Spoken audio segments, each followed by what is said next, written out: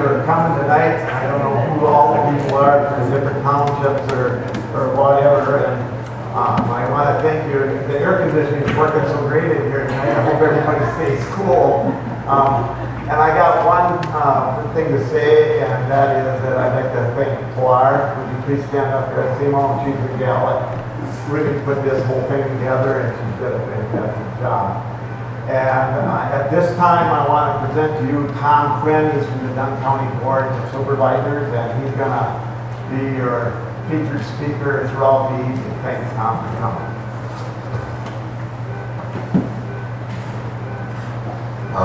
Welcome, everybody. So as Rocky mentioned, I'm on the Dunn County Board. I live in Downey. I see some of my supervisors here now. And I'm actually going to be lightly moderating the event. I don't think I'm going to need much moderation, but just a little bit, maybe. So we're going to have three speakers in order to make provide as much time for discussion as possible. What we'll do is our first speaker is Curtis Stepanek from the Department of Revenue. Curtis may have to leave, so we'll do his presentation and then take questions on that, and then have Glenn Stoddard do his presentation.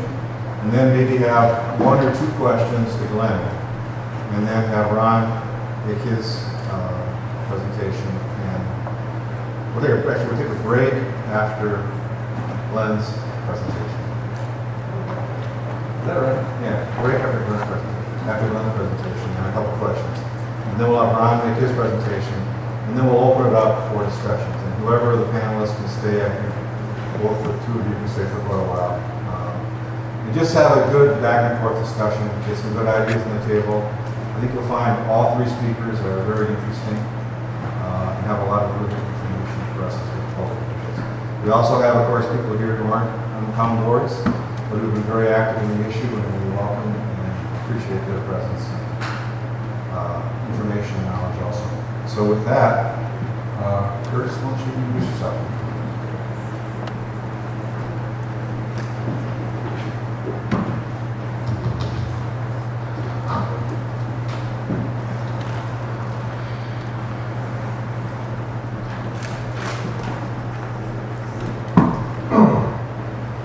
I'd like to thank everyone for coming and also for the opportunity to be here. I'm actually standing in for my supervisor of assessments, Kelly Colson.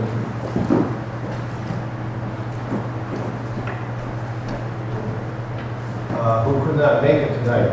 But I've been a property appraiser for the manufacturing district office in Eau Claire for the last 15 years, and I've been certified as a state assessor for the last 30 years. Our Eau Claire office is actually, the proper name for it is manufacturing assessment, utility, and telco. And we not only assess manufacturing property, but also power companies, pipelines, railroads, and airlines as well. So it's not just manufacturing. There's 5 appraisers that work out of the Eau Claire office, plus the supervisor, Kelly Colson. And we cover 32 counties based out of the Eau Claire district office. There's 4 state offices for manufacturing, utility, and telco. Green Bay, Eau Claire, Madison, and Milwaukee. Our 32 counties extend from, if you drew a line up on Eagle River, which is in Vilas County, and drew it down south or across to Vernon County, we cover everything north and west of that. We do straddle on the other side of that line in the central part of the state. So our district is approximately half the geographic region of the state of Wisconsin.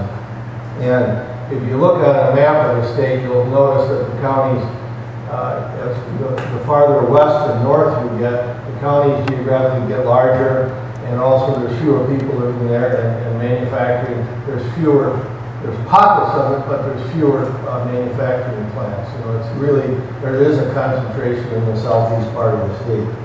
But out of our Eau Claire district, between real estate and personal property accounts, we have, there's a little over 5,000 accounts we're responsible for.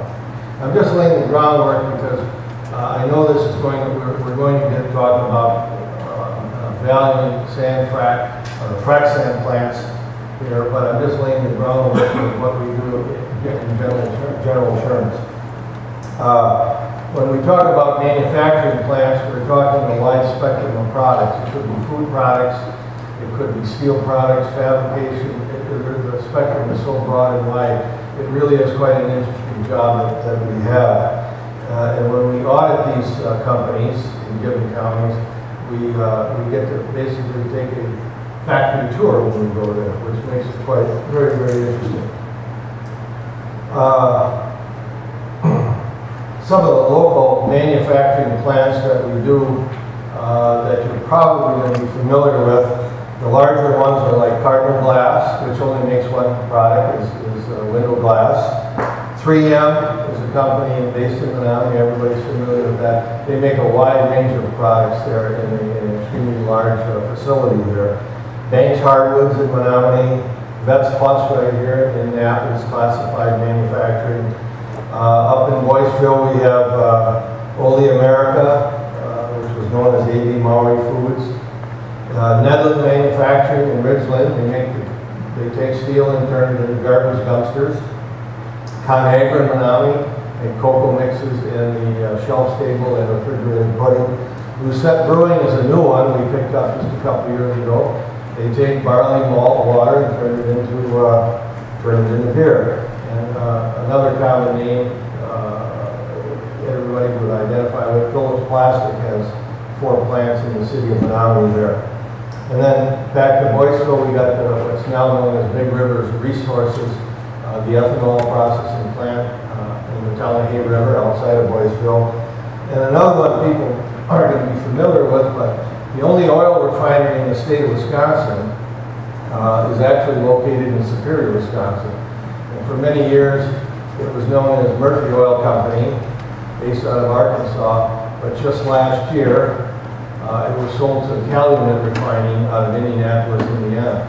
But that is the only place that oil is refined in the state through the Lakehead Pipeline, which comes up through Canada and southern Canada and the Prairie provinces there. So I just want to lay it down before we get into the discussion of the actual, and look at some pictures of the frac sand plant here. In order to be classified as manufacturing and assessed to our manufacturing office, essentially, and I'm just speaking in general terms, you need to take a raw material and turn it into a product. Now, that's just generally speaking. You can't break bulk and package things, that's not manufacturing. You need to take steel, fabricate it, and turn it into a garbage dumpster like Nedlin does. You've got to take food ingredients, you take milk, you take various ingredients and turn it into cheese. That's manufacturing. So that you're not manufacturing until we classify you and qualify you. And there's certain other criteria that you have to meet before you're assessed to our local office there. Let's just start the PowerPoint here. And go ahead and step back here. And this will deal with in this case, the frac sand real and personal property assessment. And we're going to just touch on real estate, personal property, and then take some questions at the end of the presentation here. Okay, in this case, why doesn't the assess manufacturers? The law, manufacturing law, was enacted in 1973. I believe it went into effect in 1974. And it was really essentially it was meant to be competitive with other states. Other states were giving tax incentives and tax breaks to manufacturing to encourage it, and we didn't have anything, so they came up with this law, the exempt machinery and equipment. That's the meat of the law. Your direct production equipment, and it can be indirect as well, that's used in the manufacturing process is exempt from personal property taxation. We have personal property taxation in the state of Wisconsin.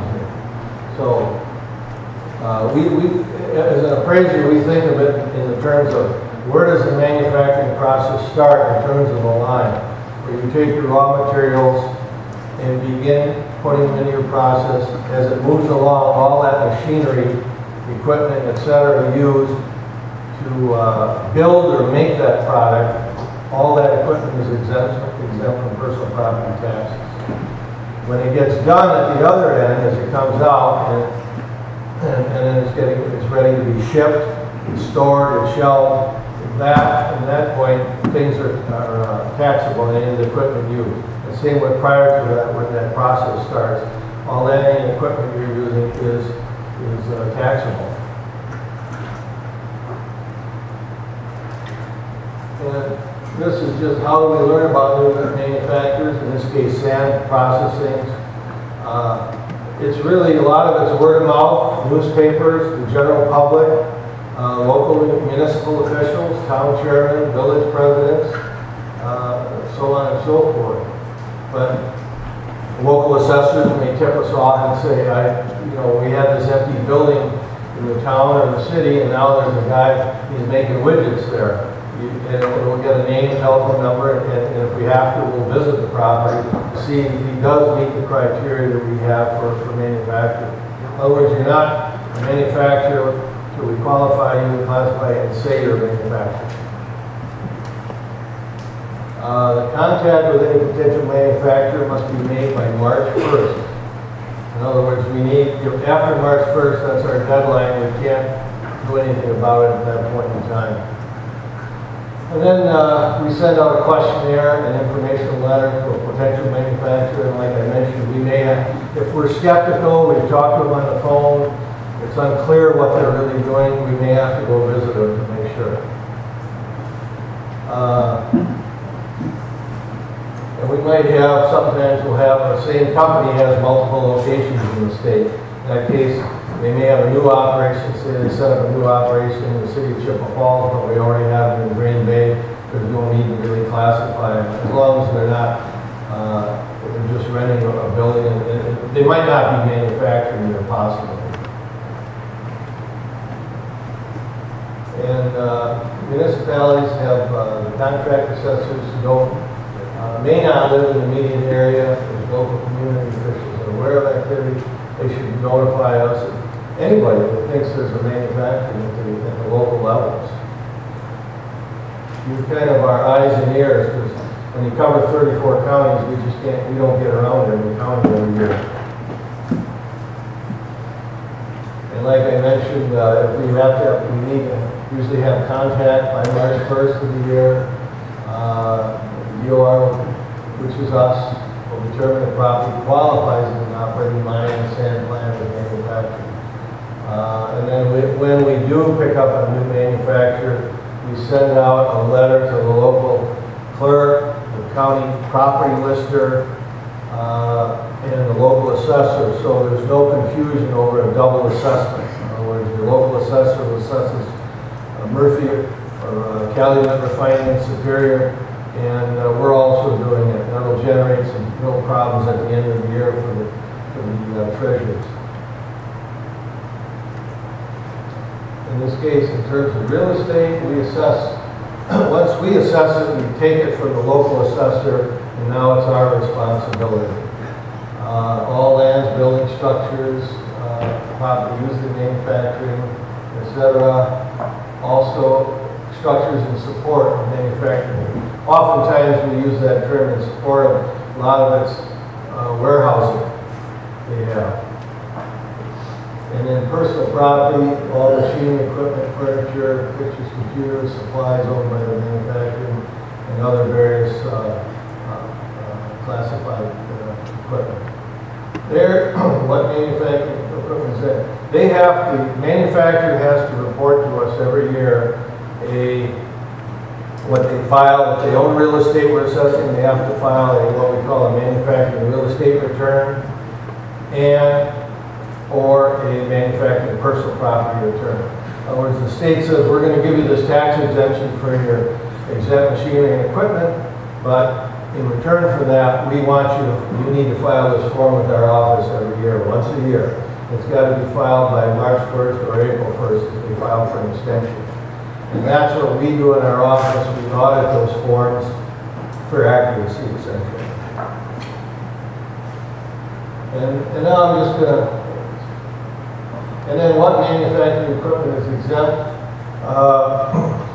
Like I mentioned, any of your direct production equipment, but I'm going to go down just briefly to make it a little more sensible. What's taxable would be shipping and receiving equipment, raw material storage, finished product storage equipment, including refrigeration, equipment used for storing work in progress more than 3 days, forklifts that are used in the warehouse, hopper feed tanks that are freestanding from an exempt machine. And what's exempt would be equipment used for storing work in progress less than 3 days, forklifts, conveyors, moving materials to the process line, any machinery that's doing the building of your product or making your finished product. Safety equipment is taxable, R&D equipment is taxable, quality control equipment during the process is exempt. But that's what our job is to evaluate that at all these different manufacturers and different products. Boilers, generators, and transformers are all taxable as well, except hog fuel boilers that are burning wood waste products only. Sawdust, bark, and things like that qualify as waste treatment. We've got some slides here, basically of a frac sand mine, and this particular one is in Jackson County, and it's a large operation. It's been there for many years, and they've got hundreds of acres we assessed to them that they own. They also own hundreds of acres for future development. They've been rapidly buying a lot of land down in Jackson County, no doubt to keep other frac sand companies at bay or at a distance down there. And this is a processing tower they have on the site, and then an office electrical power building. These are the buildings are taxable. This is a scale room.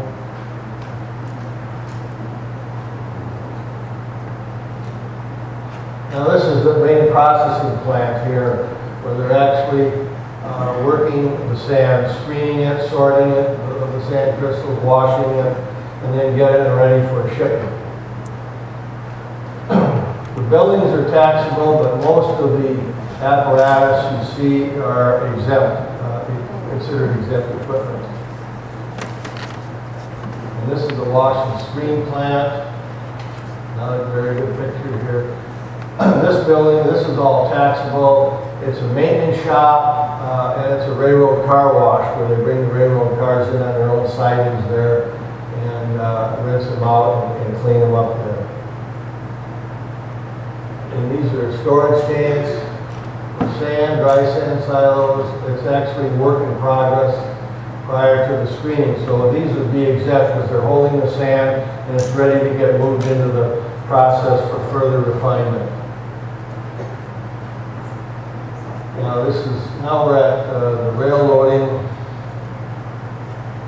site. Now that we're loading the finished product, taking it from where it's stored, now we're loading the finished product on rail. They do also have truck loading there, but most of the sand, because of the sheer weight of it, it's most efficient to be taken out on rail and shipped that way. And of course, a lot of that sand, what we're told, most of that sand is actually going to Texas. Is the major point of it, and then somehow they're shipping it. A lot of it's going up to the shale oil fields up near Williston, North Dakota, for the frac sanding there. But this rail loading, this is all taxable because it's loading finished product. And this is just a repeat of that earlier picture for the final drying and screening. There's more of the truck and rail load out here. And then these are examples of what's considered exempt equipment. And we also have waste treatment. Not only, I mentioned Oops.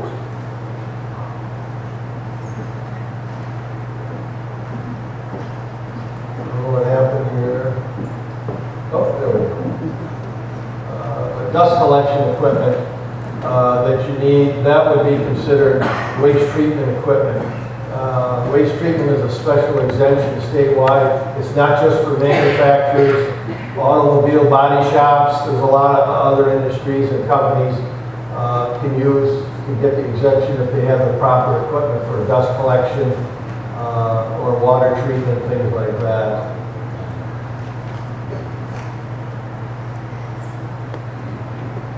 And this would be taxable equipment, dozers, forklifts, finished product, as mentioned, generator, any power generation. If rail cars are privately owned, and they're not too often, we don't have a lot of them, but if they have rail cars, they're not involved in the interstate traffic owned by the traditional rail companies, like Burlington, Northern Santa Fe, Canadian National. Those are taxable, and that can be very significant because a brand new rail car it costs a lot of money. Rail spurs, the land improvements here, and rail spurs, those are very costly, and we're seeing with new frac sand plants, there's a lot of rail spurs being put. I mean, they're very expensive to build those. And one of the reasons, I think down at EOG, they've got 10 or 12 lines, dead-end rail spur lines there, and they spent millions of dollars constructing them. And one of the reasons is when they load those rail cars, or when they're empty, when they bring them back, if they're left on Canadian National or Burlington Northern's lines, they have to pay rent. So I've been told they keep them off their lines, otherwise it gets too expensive. So they'll store them on their own property. However, it's a big investment for the frac sand companies to have put those rail spurs in. Raw material storage, tanks and silos, safety communication equipment, shipping, receiving, sweeping, anything doing the cleanup, that's all taxable. Truck scales, wells or land improvements, that's all taxable as well. The EOG plant, and I'm sure a number of you have been by there in Chippewa Falls. I live within a mile from that plant. They're going to be building it's going to look like a moonscape. They have their two sand piles there now. But the problem is they want to ship it and process all winter. And when that sand's got moisture in it, even after they dry it, they can't, our climate, it's going to freeze on it. They've had problems with it. So they are in the process of building two of these gigantic, enormous domes out of concrete. And they're going to fill those, it's going to look like a pyramid without the actual pyramid at the top. And it's going to be an extremely expensive proposition. And they're going to heat those domes at low temperature so they can take that sand and ship it all winter. When it becomes frozen, then it becomes in chunks, and they had a lot of problems with it. So they've been actually approved through the Chippewa Falls Plan Commission. They got a conditional use permit approved to build two of these domes. And I do know about it because I'm on the Plan Commission, and we did approve it a week ago.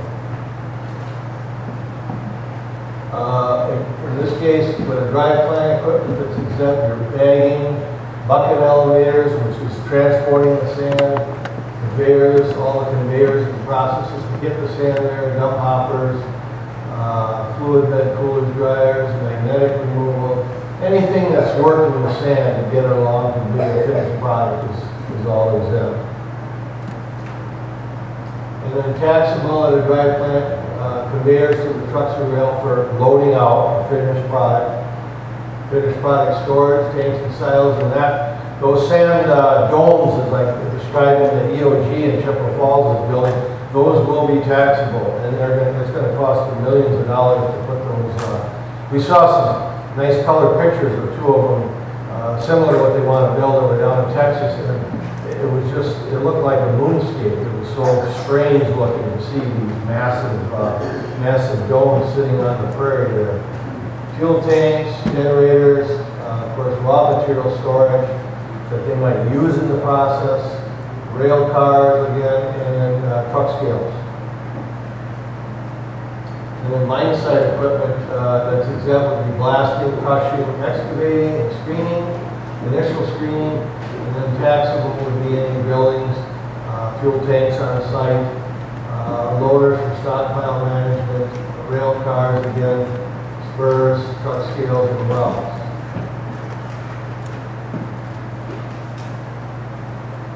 This was back to the start. So that's just a general overview of the manufacturing office, what we do in Eau Claire. It's not just for frac sand, but then in this case, our PowerPoint presentation is geared to an actual frac sand plant that's been around for many years down in Jackson County. Okay, any questions from the floor here? Yes. I'm just curious.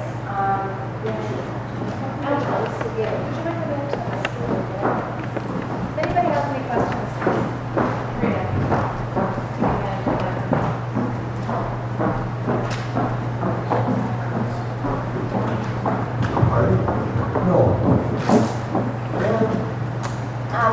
my question is, when a manufacturing company gets a rezone or permit, why doesn't the county authorizing the permit send notice to the Department of Revenue automatically? Okay, the question is when a You were saying that the only way you know is word of mouth, so on and so forth. there's So various forms of finding out, right? wouldn't it be more efficient if, when they get the permit, that county notifies the Department of Revenue? It would be, but that's not the case right now. We welcome any building permits. You know, if Dept gets a building permit from the village of Knapp here, it would be nice if we got a copy of it. Some of the municipalities we work in are very good because they have full-time building inspection departments and staff that does that. But most of your towns and villages which comprise our district, they don't have that. It's contracted out, or they don't issue that many permits in a year. I know what you're saying. Why don't they talk to each other? But I've got about a handful of municipalities that are really good about forwarding building permits to us when they know it's a manufacturer involved. And the only way that they'll know is, well, the name on it. You know, like when Calumet Refining, they're always doing something in a refinery. When they get building permits, every time they touch anything, they've got building permits up there for electrical, particularly. Just the city sends them in the automatic, but then they've got 4 full-time staff in their building inspection department that does that. But I wish we'd have more communication like that, and we would welcome that. But it's not the case on the town and usually the small village level.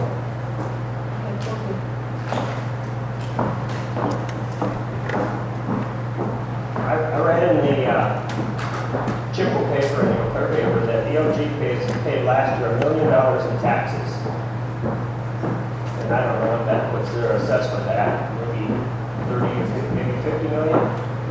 We got Fairmount in the nominee, and they said they were going to spend 50 or 60 million building it, but it's only assessed at 20 million. And it's the total tax bill was only $70,000, with $10,000 going to the township. Okay. 70,000 versus $1 million. What did Fairmount do different so they pay so much less taxes? Well, you're talking about 2 different companies in 2 different locations. Now, the EOG plant in Chippewa Falls, this year, the tax bill will represent a completed, finished plant. In other words, when they first initially started the plant, there was not a lot going on. There wasn't much to value. The second year we did, I think it's been almost 3 years they've been constructing that plant. The second year, it was significantly more. And now this year, we made a final assessment on there as it's completed. Now they're going to add these sand domes that I mentioned, but So remember, the tax bill is just catching up with the valuation of the property. But Fairmont's been there like Now, okay, now, 4 years. yeah, Fairmont, what they may say or what may show up in the paper is one thing. But I've been to the Fairmont plant, it's in the town of Red Cedar, is where it's actually, it's not in the city of Menominee. I've been there personally, I did an inspection there last fall it was. And they don't have a lot of buildings there. I don't, you know, when things get in the newspaper saying they're going to invest 60 million, I don't know where that number comes from. They report to us all that equipment and any land improvements and buildings they put up. They really only have one building there. There's it's part office, part maintenance shop and that's all they have there. Everything else is behind there to the south. And it's conveyed up to the plant, which is right behind their maintenance facility and office facility there. I don't know if that's long-term, they're looking maybe over 15 or 20 years, but I'd be careful with running with a number that shows up in a newspaper or somebody says, we're going to invest 60 million. We only go by what they're reporting to us. They've got $10 million of personal property, $5 million of it could be exempt equipment. 8 million could be. But I know there's only one building, really significant building there. But I saw their tax receipt, and it was $70,000 in taxes, and according to the Eau Claire Chippewa papers, EOJ paid $1 million, which obviously the taxpayers would rather collect $1 million than. Yeah, EOG is going to pay whatever, I don't know what I don't see their tax bill, we put the value on the property. But I know that their tax bill, I'm pretty darn sure, and I'm on the plan commission and approved a lot of that stuff. I know it's going to go up quite significantly because they're now at the so-called completed plant stage with more to be added, like I mentioned. Just a minute. The real estate taxes will be assessed to whoever owns the land. Exactly. It may not be the Frac sand company. Okay, so if they lease the land, the property owner will be paying the real estate taxes, right? It will be in their name. They may have an arrangement with them possibly that they might pay for part of it. I don't, you know, that's an arrangement we would be have privilege to. So is that real estate assessment or taxes due whether the company is active or not? Let's say they let's say for some reason, you know, there's a bust in the sand industry. Which could happen. Oh, okay, so whatever improvements had been made on that piece of land, would the landowner still be responsible for those taxes? Sure. If the sand company pulled out, is what you're saying? Right. And they put these improvements on the land where they're mining it or processing it. Right. The landowner is responsible for that tax bill. Sure.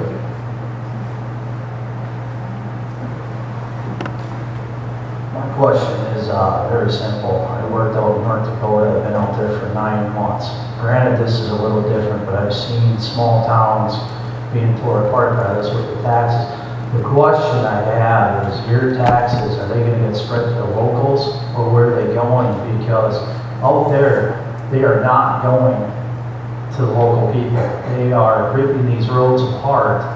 And with the taxes, are you going to get taxed more? Because with the heavy amount of trucks that you're talking about bringing in here, you're leaving potholes out there the size of axles that are breaking on semis. And that is not BS, sir. That is a fact. I have been out there, I've seen it, and that very much concerns me because these people have cars that are going to be traveling on this road, and if you don't get these roads fixed, you're going to have to be taxed a heck of a lot more than what an average business is going to be. And that's my concern, because it's not being done out there. And whether it's going to be done here or not, it's a valid question. Well, I can't speak to.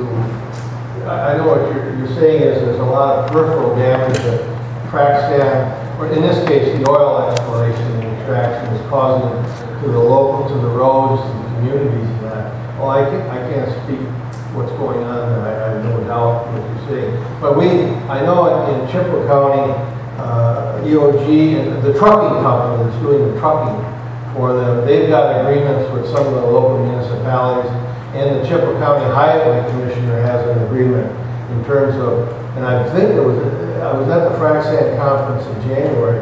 I think our Highway Commissioner indicated that there's a state law that if you do damage to the roads, you're going to be held responsible for it. Well, that's what was said out there. Whether you know what's going on or not, all you have to do is turn on TV, put it on YouTube, and you'll see what's going on.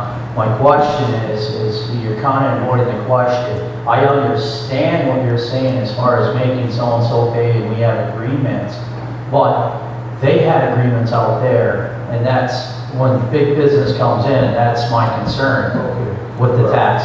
Yeah, well, I'm not avoiding the question. I don't think I have an answer for it. To say our job that I explained in terms of manufacturing assessment is to value these and the real estate and personal property and monitor the exemption that they get for the M&E equipment. That's our responsibility here. I have a more general question. Thank you very much for presenting, by the way. When Kelly presented at the Wisconsin Towns Association conference in January, there were some slides that you guys offered that I thought were really helpful. It gave a sort of set of examples of sort of what you might expect to see for a net investment of, say, $10 million. And my recollection is, I think, the example slide that Kelly had offered, $10 million netted out to about $23,000. I think this is personal property in tax assessment. The other thing that was interesting was they sort of, I wonder if you could speak a little bit to the variables about whether taxes go up or down, to what extent they go up or down. I'm thinking specifically in town of Glenwood at a recent meeting, there was effectively a promise made to the local community that as the result of a $60 million investment on the part of the sand mine company, that the local residents could expect to see their personal property bills go down by a third. That seemed highly questionable to me as a former town official. I did approach the official in question and asked him where that math was coming from. And I really got the impression that it was a misunderstanding. But I would love for you, since you've got some expertise in this, to sort of explain how it might be that, I think you sort of referred to it before, just because there's a $60 million investment doesn't mean you're going to have a $60 million valuation. And then, of course, at the town level, the percentage of the total tax-based shift nets out at a relatively small change in the bill that I'm going to see when I get my property taxes. Very little of it is really related to the town now. Well, I think I would be, as a property owner, as a citizen myself, I would be skeptical of somebody promising that your taxes are going to go down a third and yours are going to go down a half. It's just talk, really. The manufacturing exemption, we can't avoid that. If a company spends $50 million and $30 million of their plant is exempt legally under the manufacturing law for M&E, machinery and equipment, there's nothing we can change that. Sure. We assess things, it's no different than with any other company. Is it taxable or is it exempt? Is it production equipment? Is it producing the product or not? So that talk up front of taxes, promises of taxes going down, you have to get it in writing, I think, or the alternative is a payment in lieu of taxes. Make someone sign something. I mean, I'm not playing law attorney here at all, but I know what payment in lieu of taxes are. I've seen it in some of the TIF developments in communities. Then they need to pick up the tab extra if it doesn't meet the level of assessment on the final product, the buildings, the equipment, etc. So my recollection again, and I have the copy of the original presentation, and folks would like a copy of the PDF that's made available by the Wisconsin Towns Association, which is really nice. And I'm not sure I got the number exactly right, but I think Kelly has sort of thrown out a general range of about 8 to 12% based on the projects that they've seen to date. that they were finding was actually taxable. And now that was based on processing plants and mines, and I'm sure it was kind of a mishmash of a number, so it's a range. Sure. But does that sound vaguely approximate? Well, in terms of, and let's qualify that, I think you're alluding to the personal property Correct. only, not to the real estate. Because the real estate is taxable. There's very few exemptions for real estate unless it's a waste treatment building, a waste treatment plant or something. That's right. That type of thing. But that sounds about accurate. It varies by industry. It varies. You get some industries like metal fabrication where they've got lots of expensive equipment, where you got CNC machines that cost $1 million and they'll have 10 or 12 of them. That's what they're doing. They're going to have very little taxable because those machines are so expensive to buy, and they are exempt.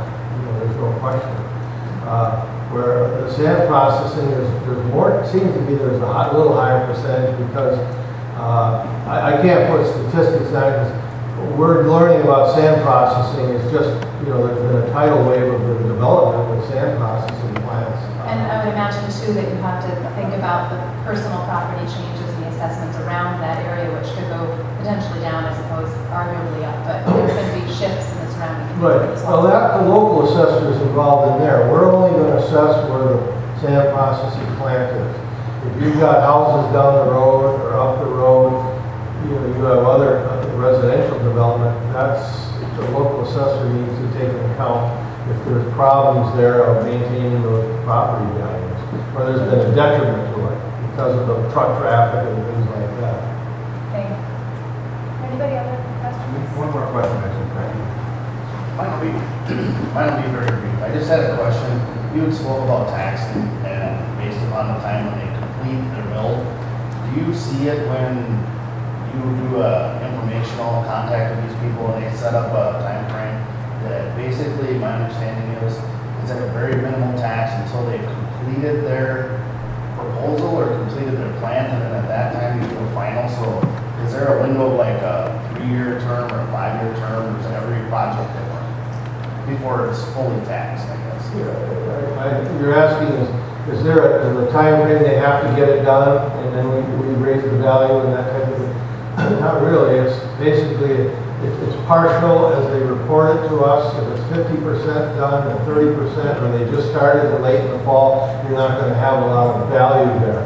But companies, when they build a new plant, whether it's a frac sand plant or whether it's a metal fabricating plant, they want to get the plant up and running as fast as they can so they get production. That's really their business.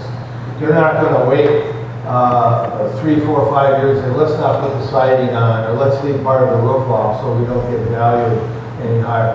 They're in business to get the plant up and running and employ people too. Do you usually see that to be like a 1 to 2 year or a 3-year? Usually, well, like the EOG plant is so massive there. I don't know. I know some people who didn't driven by there. It just looms on the horizon there, the investment. You see, that was nearly a 3-year project by the time they started that, and they're always refining it too a little bit and find things that aren't working the way, which is like those sand domes that they're going to put up because they found they had problems with the sand freezing last winter, and the last winter was a very mild winter. But companies usually it's done within a year and a half. The plant is up. I mean, it depends. It could be a 300,000-400,000 square foot building, and it's going to take a long time to get that thing up and operation. And get your equipment in there. You got to get your power in there, get your machine set, and at the time you got shipping, you got raw materials. It depends on what you're doing there. I can't, from my perspective personally, companies when they build a plant, they want to get it up and operational. That's their business. Do we have any, Robert? You jump on last question. First, we have to speed up the Pardon? speed things up just a little bit. Okay. In regards to those roads in North Dakota, we're coming back from Florida and flew with this guy that rented a bunch of stuff for the oil wells.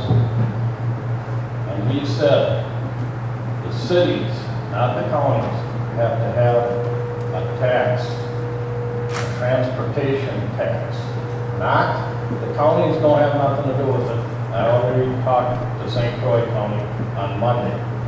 They also said it has to be the city, not the county, to put in a tax when they present to get their permit, do their mining. His estimate was each city should put in 2 cents per ton for every ton shipped on that rail. You're talking about an occupational tax. Yeah, because the road tax, that's gonna take care of your highways and everything. But Right. this is gonna be a constant circle here. Right. And they're just gonna beat the heck out of the roads, and that's gonna create lots of problems. But it's up to the city, he said, to put it into the permit. Well, I think the state would have to enact an additional occupational tax on sand. We already have an occupational tax on grain, coal, and taconite in the state, and I think there's one other thing that has an occupational. We've had it for many years. I think that has to come from the state and the legislature, but That's what he said, exactly what you said you were gonna say. He said the city has to look into this. well, the town or village as well. The village, and then the county will take it from there and process the vote. Because frac sands are in various, they're primarily in this part of the states, but they're across many different counties and locations. I think you can be looking at a statewide occupational tax on it. Next question. How many acres is a processing plant take? How much area? How many acres? Well, the actual plant doesn't take a lot of acreage. No, but I mean, there's storage and there's railroad. Well, down in Jackson County, I'm assessing hundreds of acres, I think 500 or 600 acres to that sand processing plant. Yeah, that's what I wanted to make. It's more than 5 or 10. Yeah. Because they're extracting and mining all around the whole area there. Yeah, right. They keep working it out. That's what's gonna happen here. It starts in Glenwood City, and then you're gonna find, that's why they want this circle here. There'll be 4 or 5 mines around here. So that this 15, 20 trucks ain't gonna be nothing. Let's have one more question. I don't necessarily have a question, I have a comment. My name is Jack Lark, I'm on the planning commission for town stand. We're putting together a mining ordinance right now, and one of the biggest parts of it is to control the roads and make sure that the operator is responsible for the maintenance, ongoing maintenance, and the repair of the road when they're ready to leave. Just to comment on what we're doing. And I think most of the towns are probably along the same lines. Sure. I think you gotta protect your roads, especially if you're gonna transport in winter time. Perhaps, Mr. Koshicek, you touched on that with the town, We'll touch on Sure. on that issue in the next 2 presentations both. So, with that, thanks, Curtis. you're welcome.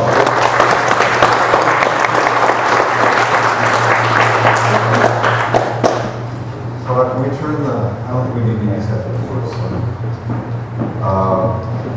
So again, I guess, in order for the videotaping, so as you noticed before, people could go to the mic and ask their questions, that would be great.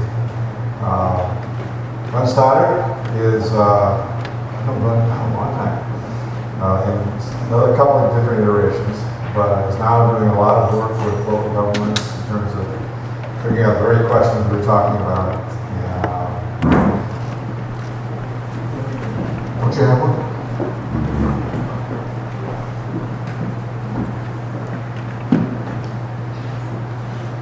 So we'll do it.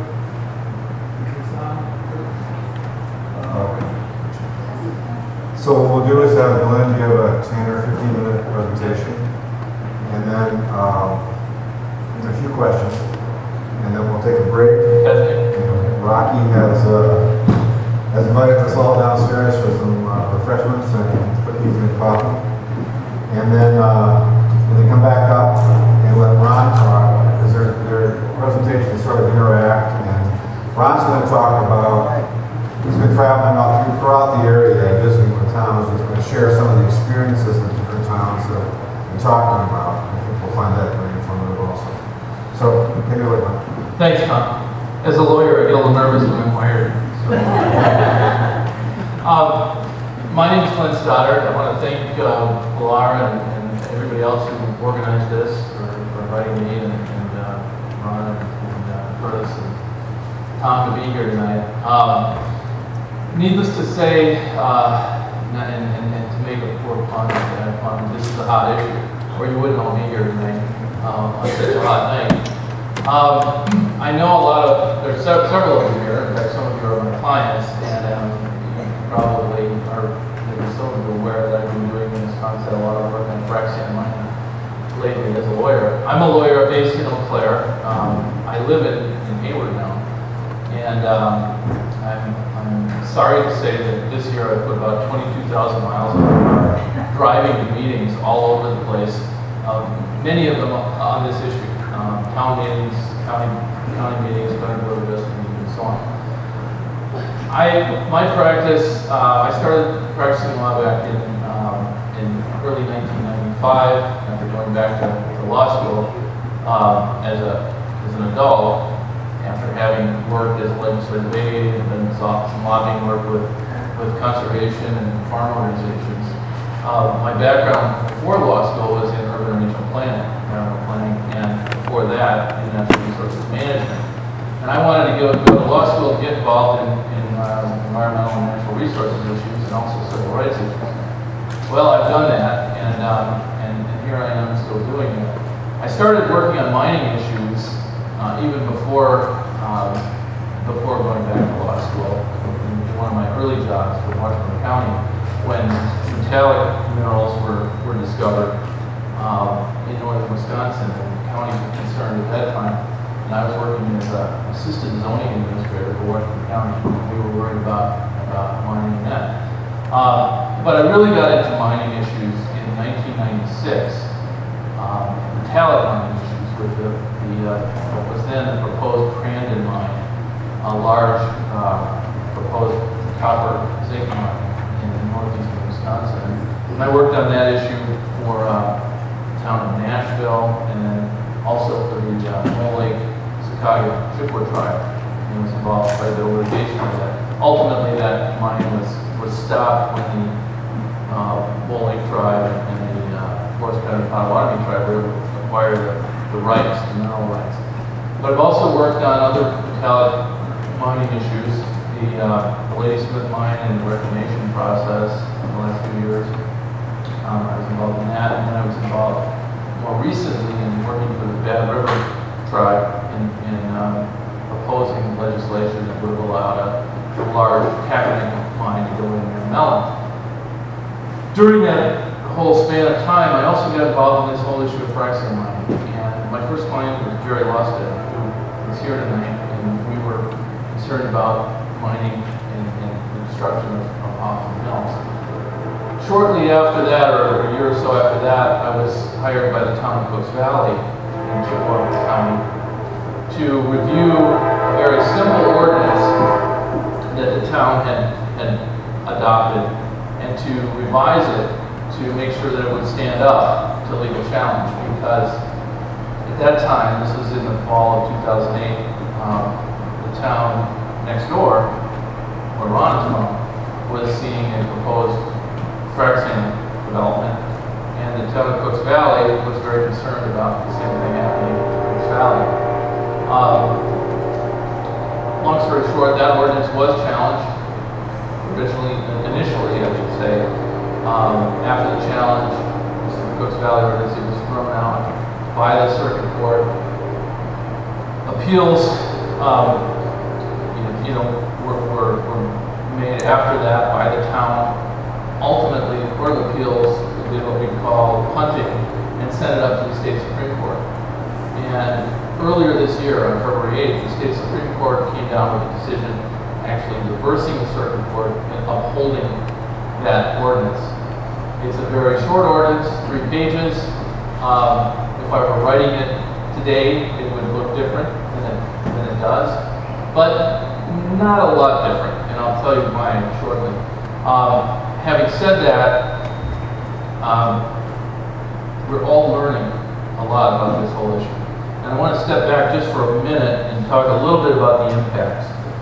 Mining, whether it's frac sand mining, metallic mining, coal mining, carries with it some fairly obvious impacts if you think about it. Obviously, there's environmental impacts from disturbing the earth and changing the hydrogeology in the area, creating dust and so on. But there's also all the impacts that go with the processing, the transportation, the noise, the operations of the site, and so on. These are impacts that are not that different between different types of mining operations, whether it's a metallic mining operation or a non-metallic mining operation. What's different is the materials themselves can be different and have different implications for groundwater, for example, and surface water, as well as air. And then the intensity of the activities going on, or the operations themselves. And in Wisconsin, if you think about what we have traditionally considered non-metallic mining, we've thought about non-metallic mining primarily from the standpoint of gravel pits or sand pits, that every county and many towns, some private enterprises have in order to get materials for road construction and repair. And those non-metallic mining operations have been the context within which we've regulated through zoning ordinances adopted by counties and towns, in some cases, and villages and others. And they've been the context within which zoning ordinances have dealt with this issue, meaning that the intensity of the use, the type of operation, has been generally considered to be fairly minimal. You know, it would be intermittent when these operations would be actually used in mine, mostly during construction operations on roads and so on. Frac sand mining has introduced a whole new dimension to non-metallic mining in Wisconsin. It's much more like metallic mining or coal mining in other parts of the country. And I say that because it's an ongoing, very active, highly intensive type of land use. So there's not just this intermittent extraction of materials and then shipping, and then where the mine is no longer used. It tends to be, at least what we've seen so far, an ongoing industrial type operation. So it's much more of an industrial kind of land use, much more of an industrial type of business operation than the traditional non-metallic mines that we're used to thinking about in terms of gravel and sand operation. So the impacts involve noise, light. The road impacts that have been mentioned tonight are huge for towns and counties and for state roads, but especially for town roads because they're not engineered to deal with this kind of traffic, the heavy trucks and the volume of trucking. It's also a different operation in the sense that there's much more potential for dust and air pollution. The dust from silica sand is a major health concern for many people. If you're handling it, it's clearly dangerous.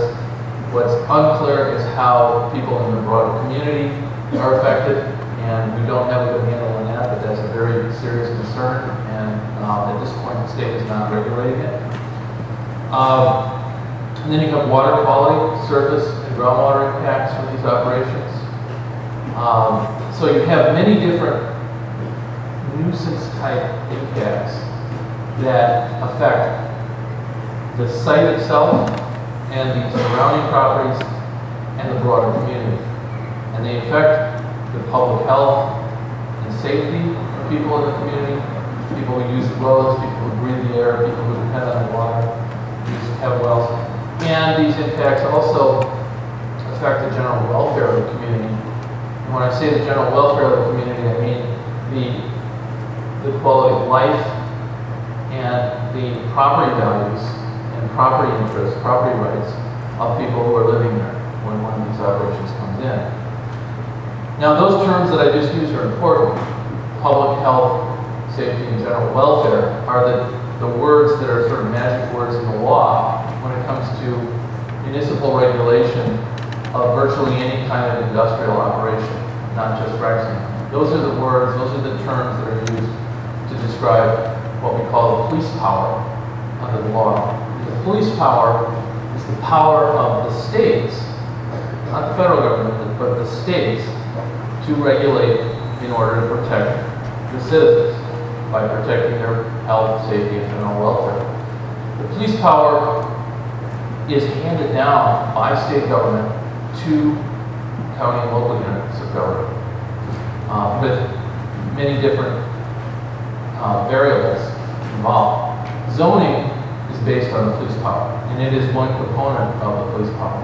But licensing is another component of the police power. Licensing can go beyond zoning. The ordinance in the town of Cooks Valley that we adopted there, actually, and that I helped revise, and that has been upheld now by the state Supreme Court, was based on the police power, but not on the zoning application of the police power. And that was done because the town of Cooks Valley was an unzoned town, and still is. Under state law in Wisconsin, towns, generally speaking, if they want to have zoning, usually go under county zoning.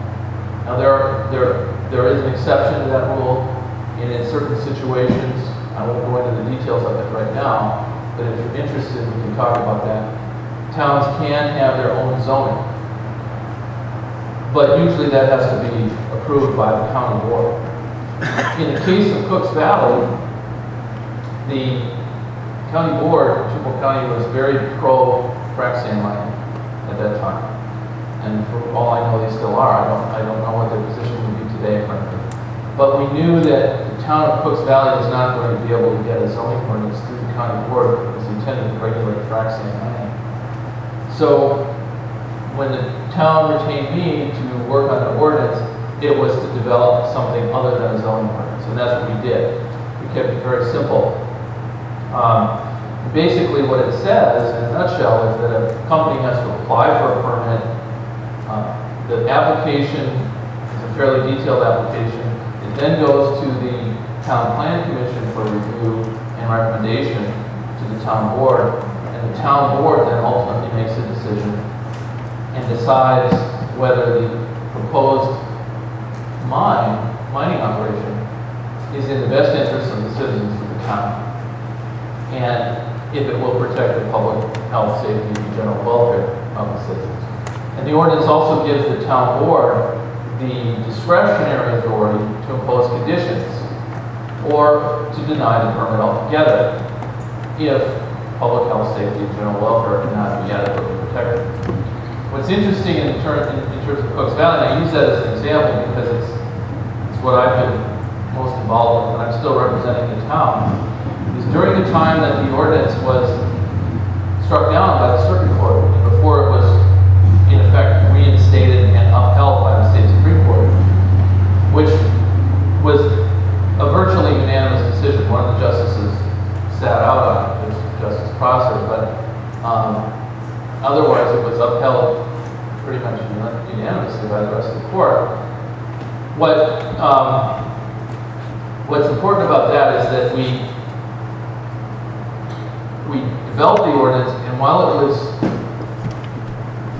ineffective because it was on appeal, 3 mining companies came into the town, acquired mining rights to properties, and started mining. And they are currently active.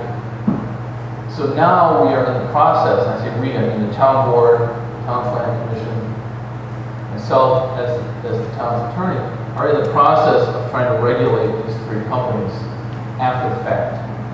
And right now, I'm reasonably optimistic that we're going to be able to get permits in place later this year that will put some very, very sound and good restrictions on all 3 of these companies.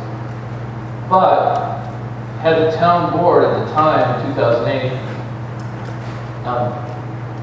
not been faced with an ordinance that was struck down by the local circuit court judge, they might have turned down these mines, and they would have had the right to do that. At least now we know that based on the Cooks Valley case. Now, when the state Supreme Court upheld this ordinance, it simply said this ordinance, the Cooks Valley ordinance, withstands a facial challenge under the police power. It didn't say this is a great ordinance. It didn't say it's a, you know, an ideal ordinance. And I've never asserted that it was. It's a 3-page ordinance, and it's very, very generic. But the important point of this court decision is that it affirmed what we've thought all along, and that is that towns have the regulatory authority under the police power to regulate, apart from zoning, or in addition to zoning, as long as they have village powers. And village powers are something that towns can adopt, you know, at their annual meeting or in a special meeting where there's a vote of the electors. Most towns currently have village powers. Not all do, but most do. And it's something that the Towns Association advises towns to get.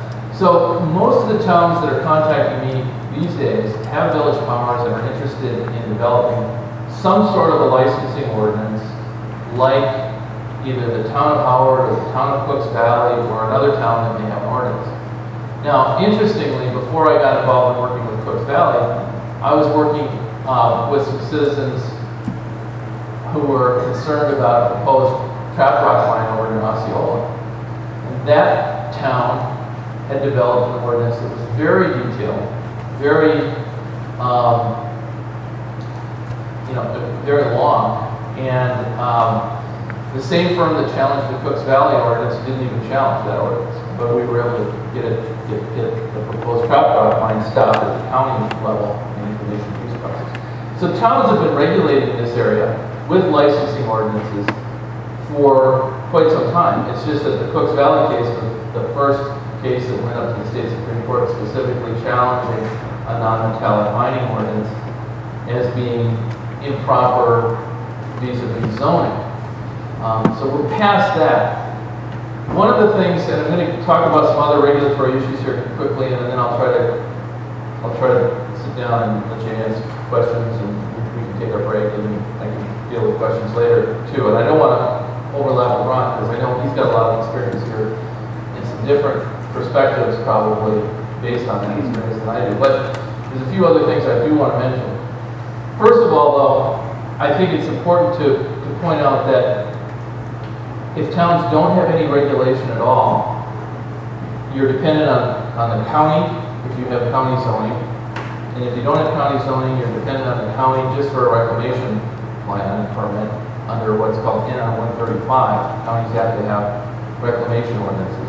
But those only deal with the reclamation of the mine.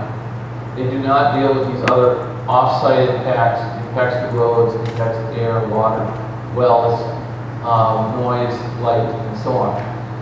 And you would be dependent on DNR to regulate air, but again, DNR is limited in what's happening there in terms of regulation. And you would be limited to what DNR is doing in terms of protecting wells. What we found is that the state regulations implemented by DNR, air, water, and then the NR 135 reclamation plans, which are actually implemented by the counties, but under state law, only deal with very limited areas of impact from these operations. To protect your town roads, to protect air, to protect property values surrounding these sites, you really need to do something locally at the town level or through a county zoning process. What I'm recommending as a lawyer to town officials who contact me, even if they do have county zoning, and even if it does seem to regulate in this area, let's say for a conditional use process or require a rezoning to a district, I'm still recommending that town boards, if they have village powers, adopt a licensing ordinance to regulate and to protect their own town. And there's a number of good reasons for that. One is to protect the town roads. Now, you don't have to have a licensing ordinance to do that. You can do a road agreement, and you can just regulate roads as a town without a licensing ordinance. But I think it's much better to try to do that as part of a licensing process if you can, or at least on a parallel permitting process. The other things to think about are the air, the water, the dust, the noise, the light. Those are all nuisance impacts that towns can regulate through a licensing ordinance. County can do that through a conditional use process as well, but is less likely to. And so a licensing ordinance can give you that flexibility and that authority. Now, when you do this kind of regulation as a town, you have to act reasonably. So you have to have a good rationale for doing it. I mentioned the 3 pages of the Cooks Valley ordinance. It does not specify in detail what these kinds of standards would be. That is left to the permitting process, where the town has to sit down with the applicant, look at what they're proposing to do, go through things like hours of operation, how many loads, how many truckloads they're planning to have, what trucking routes they're proposing, what they're going to do to control dust, noise, light, what they're going to do to monitor well and groundwater, wells and groundwater in the area, and so on. But what we're doing in Cooks Valley is we're laying all those details out in the permitting process, and it's kind of like a negotiation back and forth process that we're going through with mining companies. Which brings me to another point, another option that towns have, and I don't want to steal Ron's thunder because he's been involved in this more than I have, but towns can go through an agreement process, can develop a mining agreement with frac sand companies in lieu of or instead of a permitting process. And there are some legal differences that are important to be aware of. There's pros and cons on both sides of that. You can still do it, a town can still do an agreement if it has a licensing ordinance, and it actually, in my opinion, should have a licensing ordinance if it's going to do an agreement. Some lawyers may disagree with me on that, but I think, at least the lawyers that I've been working with and representing towns, and there aren't very many, most of them are on the other side, agree with me on that. It tends to be the lawyers on the other side that think a town can do an agreement without having any kind of ordinance in place. If you're in town government, you have really nothing to lose but putting an ordinance in place. Now, what do you do if you're trying to develop an ordinance and you're looking at 5 different examples and they're all different? And I can guarantee you they are. Every one of them is different. And I just talked to somebody last night about this from a town in Monroe County, and they asked me, and I said, honestly, if I were drafting an ordinance today, it would look different than it did a month ago. Because this whole thing is evolving, and we're learning, we're getting new information about what the companies are doing in their mines, what kind of chemicals they're using. We're getting new information about the state of the technology and so on. But what's really important, in my opinion, is to have an ordinance. And it's not as important to be hung up on making it incredibly detailed as it is to make sure that it's at least sufficient, as the simple Cooks Valley ordinance was, to stand up to a facial challenge. And then the second thing that's really important is that if you do get a mining company coming in and applying for a permit, then you have to treat that mining company and any other mining company or property owner fairly and reasonably in the process. But having said that, every one of these operations is going to be a little different. If for no other reason than because of the location. That creates differences in terms of traffic patterns and everything else. So it's perfectly appropriate to regulate on a case-by-case basis. But in doing so, on those matters that are comparable or essentially similar to what would be regulated in another location, for example, lighting requirements or noise requirements, you better be consistent. Now, you might be inconsistent if you're dealing with the trucking routes, the traffic patterns. For example, let's say you're regulating a mine that wants to do 500 trucks, wants to have 500 trucks hauling sand a day. That's actually 1,000 trips, okay? If they want to go past or through a village, that's a very different situation than if you're regulating a very similar mine that doesn't go through a village at all. Or if they want to go near a school, it's a very different situation. So you can look at those things, and you should look at those things differently on on a case-by-case basis. What some towns are doing, and I think the Towns Association is recommending this, and I fully agree with it, for towns that are thinking about regulating and aren't sure what they want to do, what ordinance they want to, use as a model, and they need time, maybe they've got a citizens committee put together to develop an ordinance, what they can do is adopt a moratorium. The moratorium is a form of an ordinance. The town needs to have the village powers to do that, but it can essentially can freeze any development of frac sand mining in the town for a limited period of time. Most lawyers that I know would recommend keeping it a very short period of time, 6 months, 2 years max. So you can go 6 months, extend it out another 6 months while you're developing the ordinance. But don't put it in place and think you're just going to leave it there. You've got to be working on something or it's going to be challenged.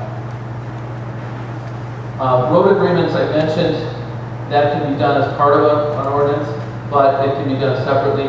It's very important in my judgment, and we've done this in Cooks Valley, other towns have been doing this as well, to lay out the routes, make sure you have very clear conditions on alternate routes, if there's comparison need to be done, and so on. And there's models out there for road agreements. Let me just talk briefly about property values. If you think about a mining operation coming in to your neighborhood, and all of a sudden creating noise, light, dust, truck traffic, it's going to change the quality of life. And that, in effect, is going to be capitalized into nearby property values. You didn't move to the nuisance moved to you if you live there.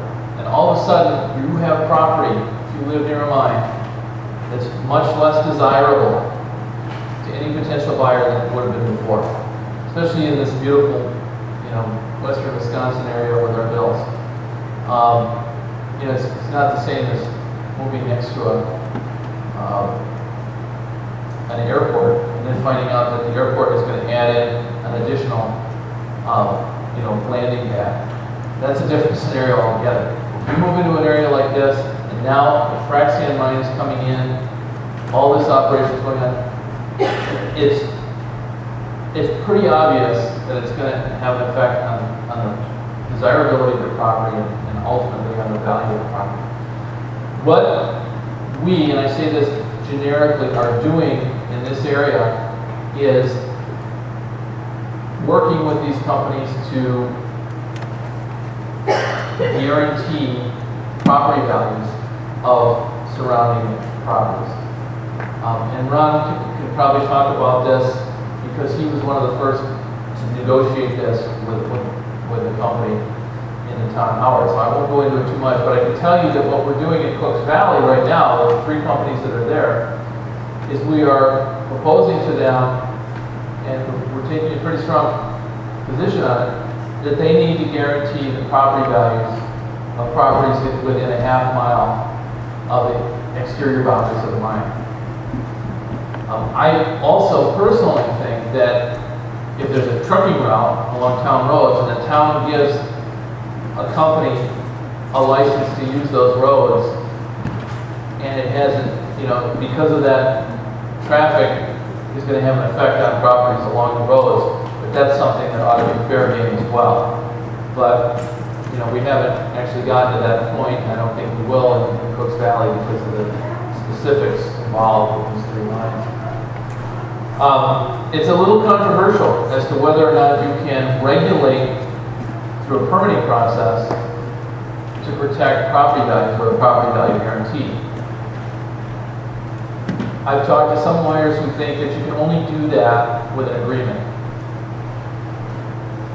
I disagree because the police power has been construed by the state Supreme Court as protecting property values under the general welfare clause in a zoning context, going back to the 1950s as a case.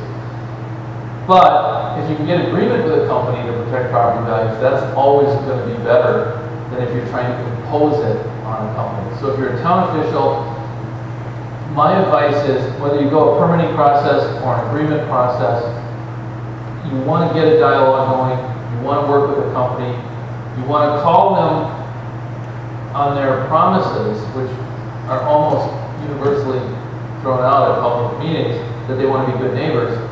You want to say, okay, let's put that right. You want to be good neighbors, let's protect the property values of your neighbors.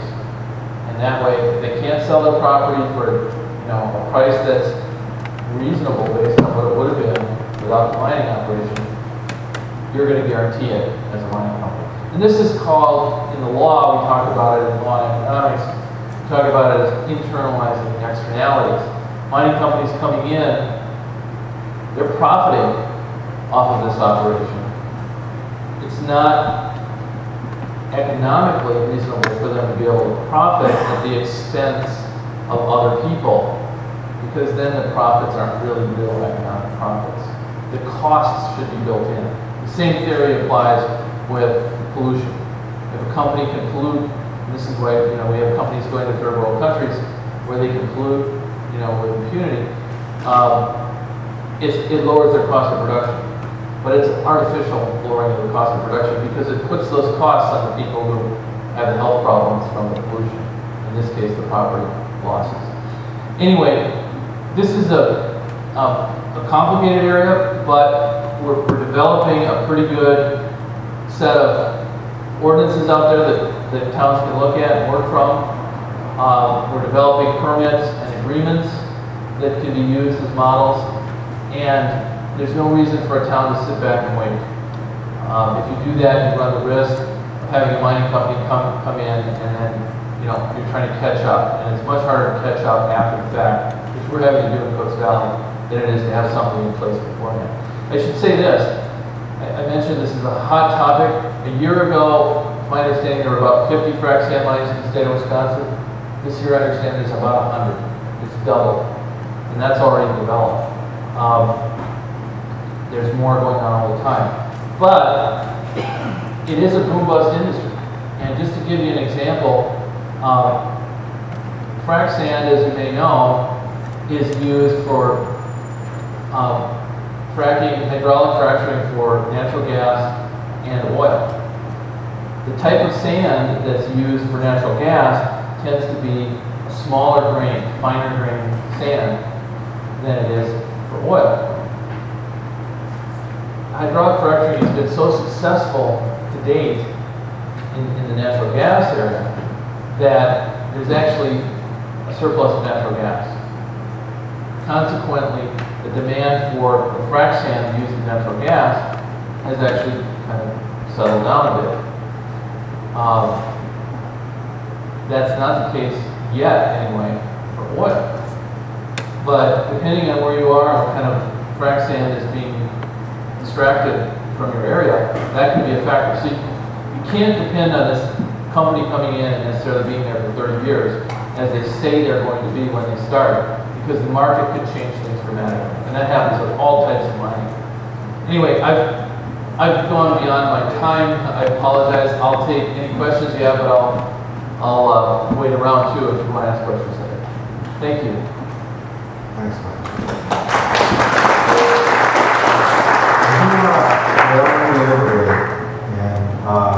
I really think that what Glenn said and what Ron said fit together really well.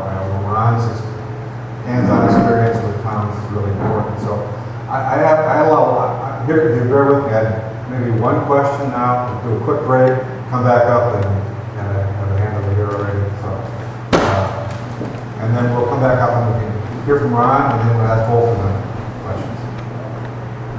We have 30-some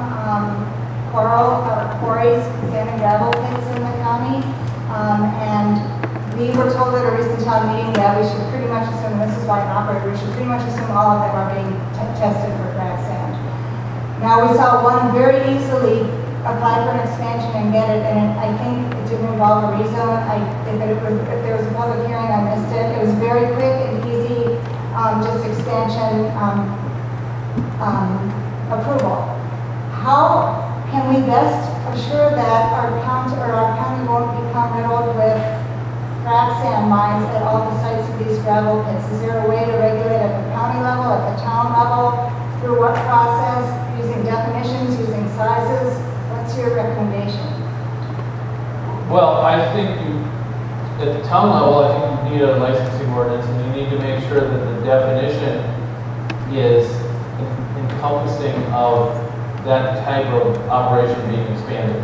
Now, for example, in Cooks Valley, you know, a pre-existing operation that doesn't require a permit under NR 135 or a reclamation permit would not be covered by the ordinance. But if it's expanded, then it would be. And it sounds to me like what you're referring to is a situation where you have small pits that now they're being tested and now they're probably going to be expanded if they, you know, have suitable fracs in. If the county's allowing that to go on, well, it's too late to deal with the county. We need to have you know, something done at the town level to regulate that. One thing I should say, the good thing about a licensing approach, like Cooks Valley has, and Howard has, and other towns have been developing, is that there's no grandfathering in of pre-existing lines. You're regulating the operation itself, and you can regulate that even if they're already in place. That's not the same as in zoning. Zoning has a whole doctrine of non-conforming uses and grandfathering that generally would apply unless there's a real expansion. So I would just say, get your town to put a licensing ordinance in place. It doesn't have to be a complicated ordinance. It can be a fairly straightforward ordinance, or it can be more complicated. It's really up to the town board and how far they want to go with it. Okay. Why don't we take a 10-minute break? 10 minutes at most. Get some refreshments and then we'll come back out.